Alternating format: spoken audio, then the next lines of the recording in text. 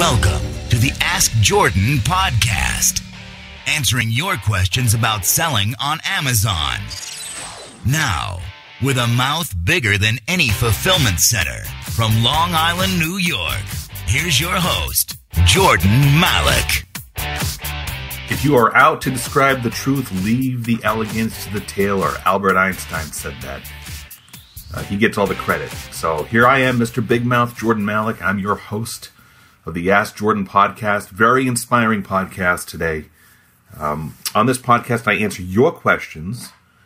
And this is our third podcast about selling on Amazon. If you missed the previous podcasts, go to askjordan.net. The word ask, A-S-K, Jordan, Jordan.net. I want to let you know I'm very, very thankful that you're listening. You have a lot of choices about listening to advice about selling on Amazon and e-commerce and making an income with selling products on Amazon. You chose to listen to me. A big thank you. I don't take that for granted at all.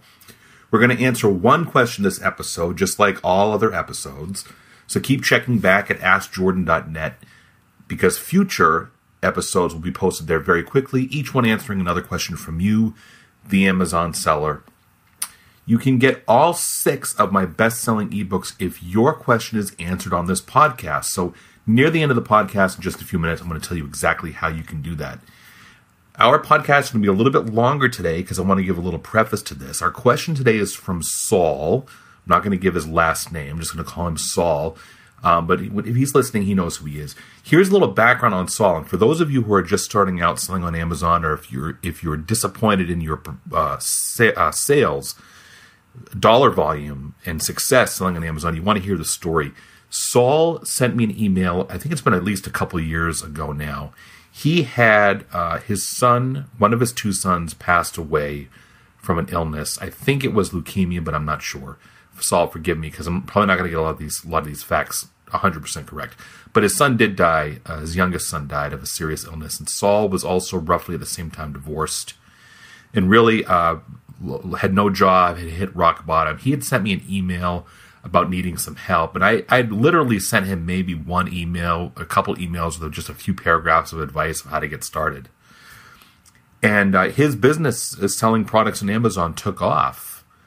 He really put his heart and put 100% behind it. Saul has a knack for finding, either online or physically, finding very rare CDs and LPs. Mostly, I think, CDs, and selling them on Amazon for big profits. And he does a lot more than that. Like a lot of Amazon sellers, he sells a variety of different products. But he has a real knack for finding things online on eBay or other sites that are priced way, way, way low, and selling them for a huge markup.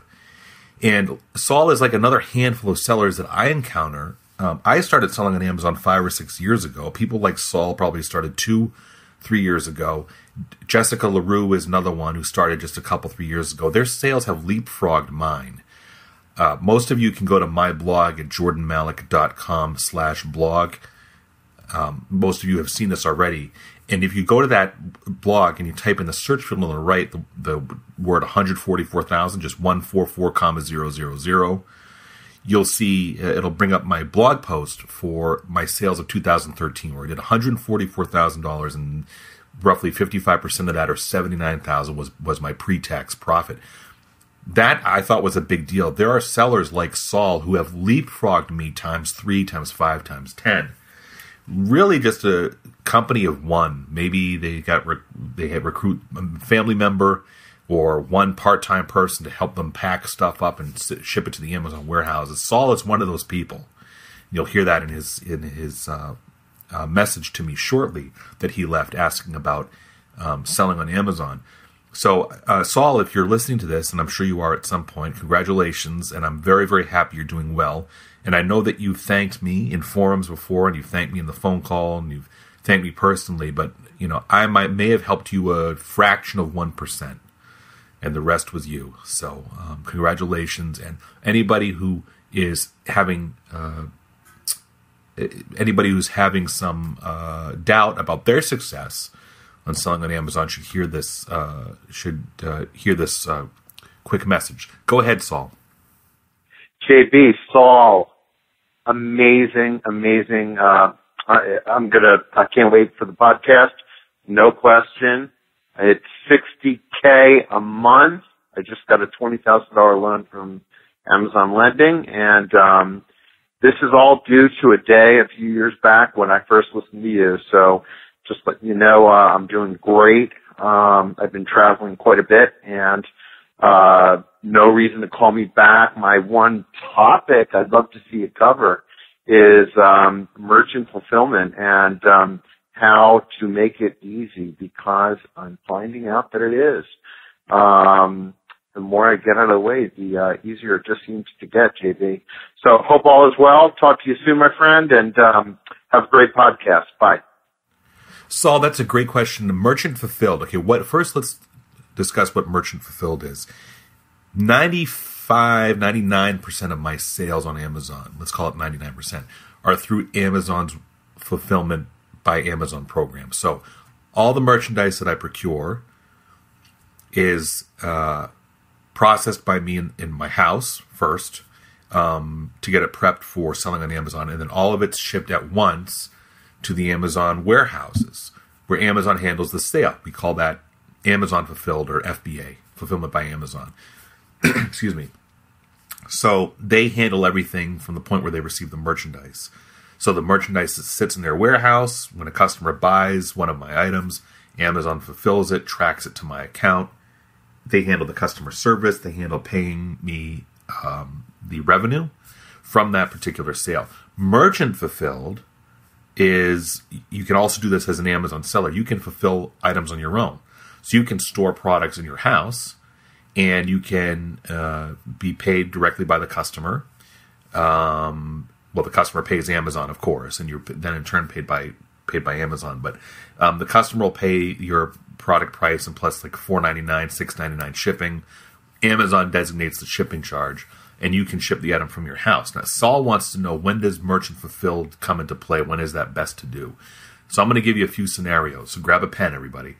So April 30th is when, I think, the last day you can have meltable items in Amazon's warehouses. So if you sell chocolate, Amazon has already sent you a notice that says you have items that are meltable in the warehouse, and April 30th is the deadline. I believe it's April 30th, where you have to either have us destroy it, us meaning Amazon, you have to have us destroy it, or you have to have it returned to you, or you have to be sold out, or we're going to destroy it for you, because they don't want multiple items in their warehouse, okay? So for those of us who want to sell chocolate from the spring through early fall months, we have to merchant fulfill that, okay? So one of the items I like to sell every year is Girl Scout cookies, and I'm going to give you a little background on this. So a lot of other sellers jump on this. So Girl Scout cookies come out at $4 a box in, I don't know, February of every year, March of every year. And the number one seller countrywide, I'm not sure about the world, but number one seller variety is Thin Mints. That's a well-known fact. You can look that up on the internet. So what happens is a bunch of Amazon sellers jump on that, and they buy Girl Scout cookies. I don't think you can get them any cheaper than roughly $4 a box. And they will sell them on Amazon to a lot of controversy. It's perfectly legal doing that, but the people who run the Girl Scouts programs typically get up in arms. But that's another story. So the problem is that you've only got a couple, 3 months before Amazon's notification for you to remove those cookies, which are meltable because they're covered in chocolate, right? You've only got a couple months to sell those. So typically what happens is this FBA, Amazon fulfilled sellers, the FBA sellers, get into a little bit of a price war, and they sell off their cookies at maybe a very thin margin or a small loss. What I do, and this is the second year I've done this, third year, excuse me, is I keep my Girl Scout Thin Mint cookies here in my house, and I fulfill them, not now, I will sell them come like midsummer, late summer, early fall, at a sizable profit, at least 100% ROI. So in other words, I paid $4 a box. I'll probably sell them for $8.99. The shipping charge that Amazon designates is typically like $4.99, or $3.99, $4.99. I forget the exact amount. So the total revenue I'll receive for a single box of Girl Scout cookies is maybe $12, $13, $14. My cost is $4 for the box, and the postage is going to end up being first class. It might be $3 max. So my Amazon fee is probably another, I don't know, $2, $3. So my net profit is roughly 100%, probably $5, a little over 100%, 125% ROI. Profit's going to be roughly $5 a box. Okay, I like to keep a variety of items. So it's not like I buy like 3,000 boxes of cookies, right? I have maybe 50 boxes of Girl Scout Thin Mint cookies, and that's just one of the items that I sell. So having them merchant fulfilled is a little trickier, right? It's a summer month, but I have no other choice. I have to sell them merchant fulfilled. And what Amazon does is Amazon pays you, they pass along the revenue from the postage. Okay, so Amazon pre-designates the postage charge that the buyer pays when they're buying the item from you. Like I said, I think it's $3.99 or $4.99.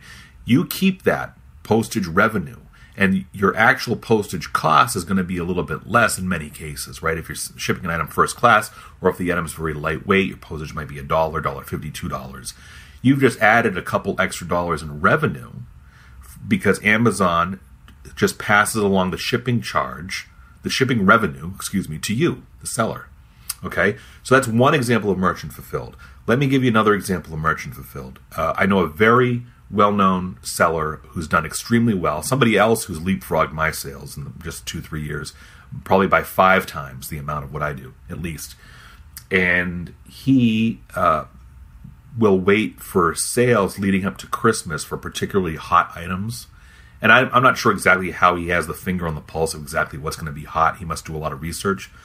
But say if Walmart has a sale on a certain toy at a day during the week, and only Walmart is the exclusive seller of that toy, which happens. Walmart and Toys R Us and Target are sometimes the only retailer of a particular toy or a particular version of a toy that's made just for the chain stores.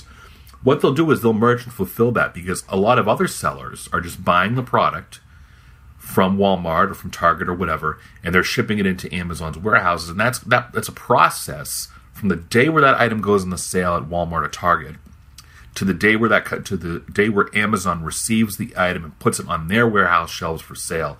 That's several days, right? What this seller does, we'll call him John. John will buy the items and sell them merchant fulfilled, knowing that they're hot. And he'll just quickly, he will be in the store, buy the items, use his cell phone to list the items to Amazon, merchant fulfilled, and by the time he's home, he'll have several sales already that have already been rung up. Okay, that's another example where merchant fulfilled comes in. Let me give you another example. I'll give you a third example where merchant fulfilled can be useful. Merchant fulfilled can be useful when you have extremely lightweight items. They don't have to be lightweight, but it helps with your revenue if they're very lightweight items that weigh an ounce or 2 ounces or etc. And nobody else is selling them on Amazon fulfillment warehouses. Everybody's being merchant fulfilled. Okay, so let me give you an example. I have, and this typically works well with lower priced items that you're pricing $8, $9, $10 a piece. I bought right after Christmas. My wife and I bought a couple hundred of those tiny bags of snowflakes.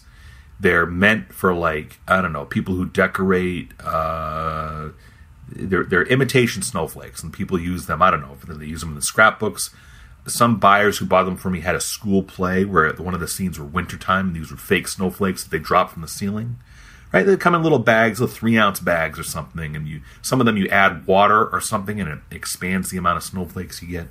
So the reason why I chose to have the merchant fulfilled is because they were selling for $7.99 on Amazon or $8.99. And for me to send them in and get a competitive price, Amazon's FBA fees would have taken too much of a cut. So A, the items don't have any FBA sellers. It's all merchant fulfilled. B, the item cost me a very low amount of money. C, the item is very lightweight for me to ship.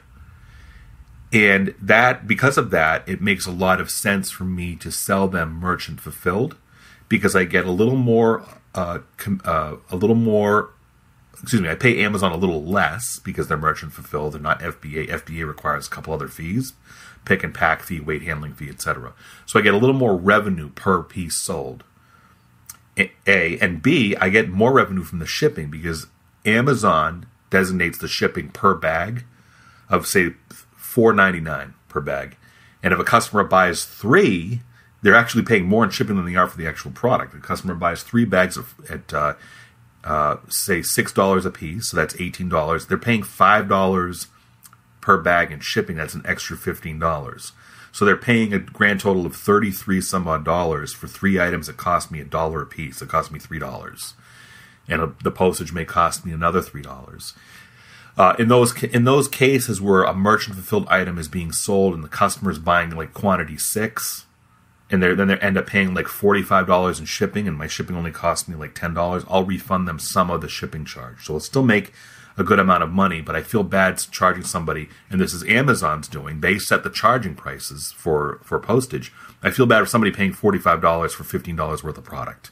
So I'll give them a sizable refund of $10, $20 in a situation like that, maybe 25% of what they paid in shipping.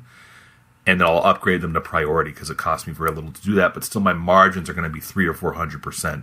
My return on investment, is going to be 300 or 400% anyway. So those are 3 scenarios, Saul, where merchant fulfilled comes in. I hope that helps you. It was great to hear from you, Saul, if you are listening, and I'm glad you're doing well. If anybody else has a question about selling on Amazon, I'm sorry, Saul, before I forget, if you don't have any of my ebooks, I think you do have them all. Make sure you email me. Go to AskJordan.net, click on the little mailbox icon in the upper right-hand corner, near the upper right-hand corner. Send me an email so I can send you your 6 free ebooks. If anybody else who's listening has a question about selling on Amazon that you'd like answered, go to AskJordan.net or call. This is an automated answer machine, so you don't have to talk to anybody live. Call 516-619-ONLINE. That's 516-619-6654. If I pick your question to answer, you'll get all 6 of my best-selling ebooks. These are all at one point or another ranked in the top 5 in various Amazon Kindle categories. Their total price for everybody else, if you bought all the ebooks together, would be over $30. You get them for free. You get them for free, and you get to hear your voice on my podcast. While you're there at AskJordan.net, please subscribe to my free newsletter for Amazon and eBay sellers. I give away a ton of ideas, strategies, examples of what to sell, etc. So go to AskJordan.net, scroll down on the right-hand side, fill in the form to make sure you get my free newsletter. Thanks for listening to the Ask Jordan podcast. We'll see you again on our next episode.